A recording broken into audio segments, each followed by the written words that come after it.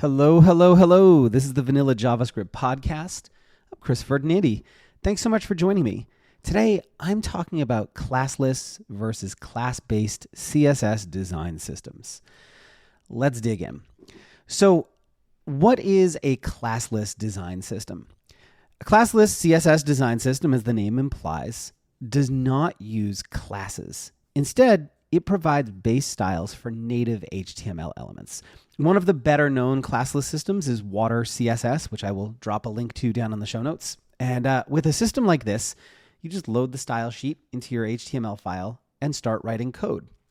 You can author all of your HTML elements and they get a nice enhanced cohesive look. You don't need to add anything to them, just the raw HTML works.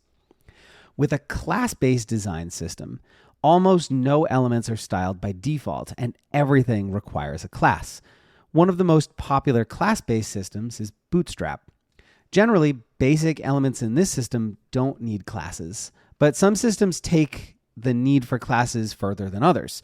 For example, the US Web Design System, or USWDS for United States government projects, requires classes for lots of basic elements, including lists, forms, and so on. So if you want to make, for example, an ordered list pick up the styles of the USWDS design system, you need to add class equals USA list to it. Otherwise, it won't look right. So which one is better, quote unquote? Both systems have their pros and their cons. Personally, I really don't like having to add classes to things like lists, forms, and buttons.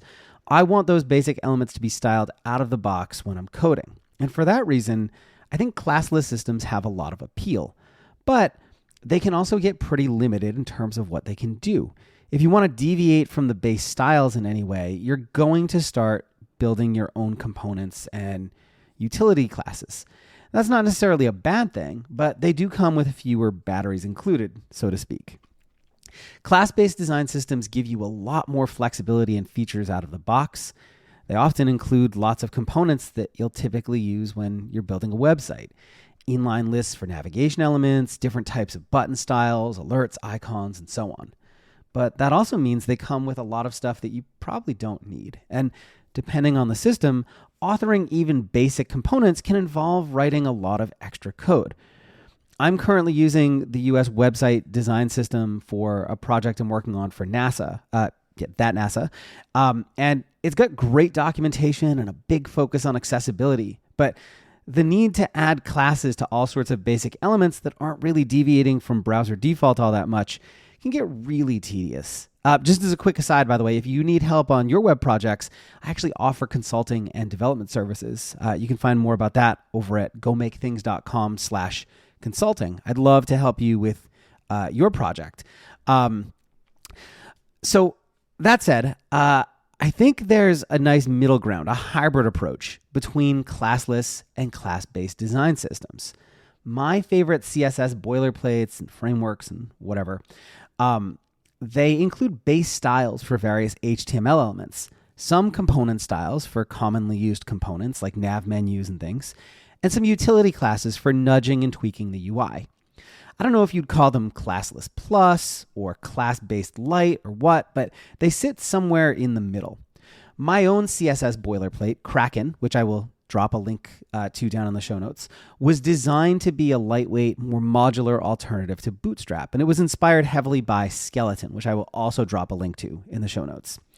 The aim with these types of systems is to provide a great starting point that can be easily customized for whatever you're trying to build. In our next episode, I'm going to talk a little bit more about how I approach my own CSS architecture. But that's it for today. I hope you enjoyed this episode. And if you're ready to make this year the year that you master CSS, JavaScript, front-end web development, I can help. Head on over to gomakethings.com where you can access a ton of learning resources, including free projects and lessons, books, courses, workshops, and my daily developer tips newsletter. That's it for today. See you next time. Cheers.